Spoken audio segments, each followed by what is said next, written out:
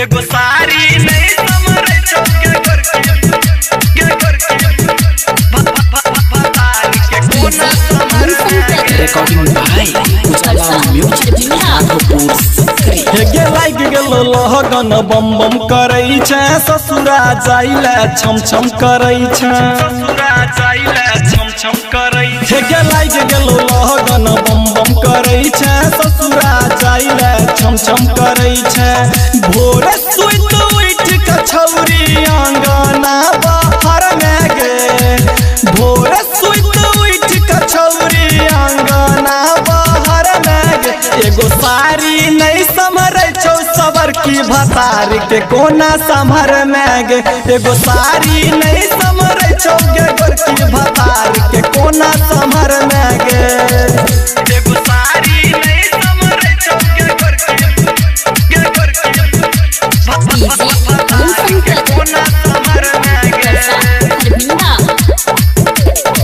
रहे छ छौरी आगे तू फीट फाट में रोजे घूमै छही सकरी के हाट में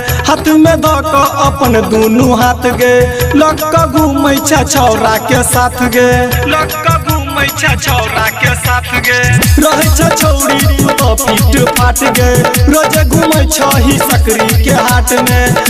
में ध क अपन दुनू हाथ गे लै छ मजा छौरा सबके साथ गे नहीं रखे याद जोए तो ससुरा जा कन में गे नहीं रखे याद जोए तो ससुरा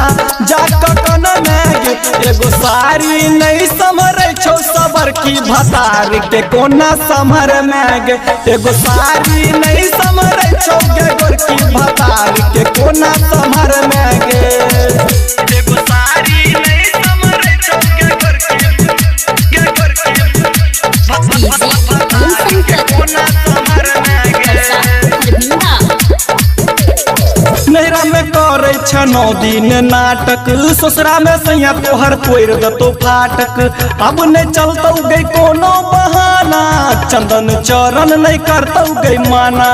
चंदन चरण नहीं करतौ गे हाँ नैरा में 9 दिन करे छ नाटक ससुरा में सैया जाकर तोड़ दतो फाटक अब नहीं चलतौ गई कोनो बहाना चंदन चरण नहीं करतौ गई माना दीपक राघपुरिया कहौ माथा ठोक ठोक कन में गे दीपक राघपुरिया